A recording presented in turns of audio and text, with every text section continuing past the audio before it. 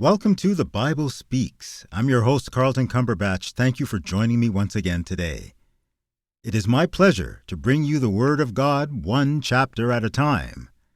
We're in Acts chapter 18 today. As I like to say, let's get started. Paul in Corinth.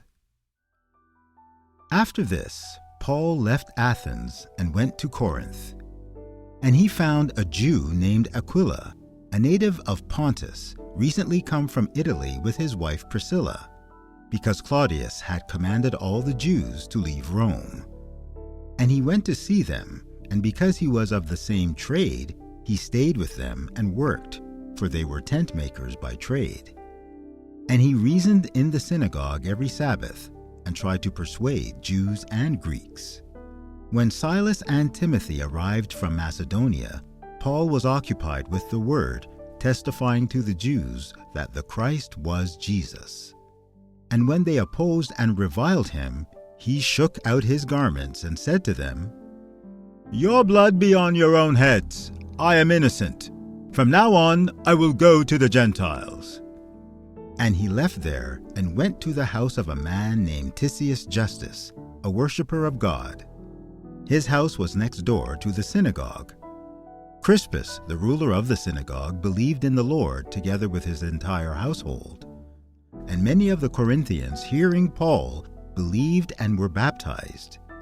And the Lord said to Paul one night in a vision, "Do not be afraid, but go on speaking, and do not be silent. For I am with you, and no one will attack you to harm you.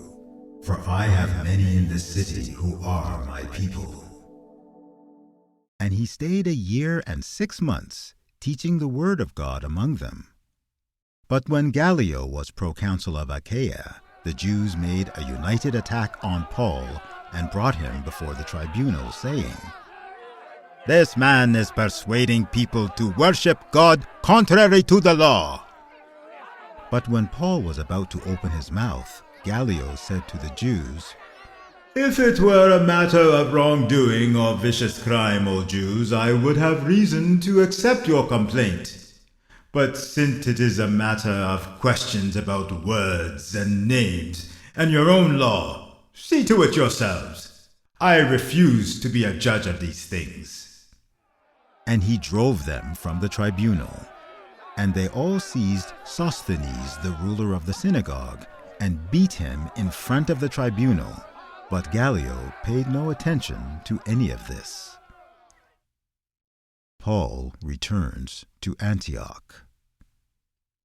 After this, Paul stayed many days longer, and then took leave of the brothers, and set sail for Syria, and with him Priscilla and Aquila. At Cenchrea he had cut his hair, for he was under a vow. And they came to Ephesus, and he left them there, but he himself went into the synagogue and reasoned with the Jews. When they asked him to stay for a longer period, he declined. But on taking leave of them, he said, "I will return to you if God wills." And he set sail from Ephesus.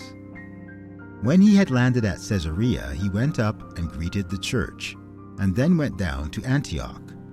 After spending some time there, he departed and went from one place to the next through the region of Galatia and Phrygia, strengthening all the disciples. Apollos speaks boldly in Ephesus. Now a Jew named Apollos, a native of Alexandria, came to Ephesus. He was an eloquent man, competent in the Scriptures. He had been instructed in the way of the Lord, and being fervent in spirit, he spoke and taught accurately the things concerning Jesus, though he knew only the baptism of John. He began to speak boldly in the synagogue, but when Priscilla and Aquila heard him, they took him aside and explained to him the way of God more accurately. And when he wished to cross to Achaia, the brothers encouraged him and wrote to the disciples to welcome him.